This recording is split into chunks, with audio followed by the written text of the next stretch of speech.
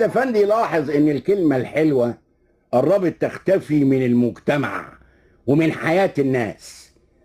قال لعبده افندي الحكاية دي. عبده قال له: قصدك ايه بالكلمة الحلوة يا سيد؟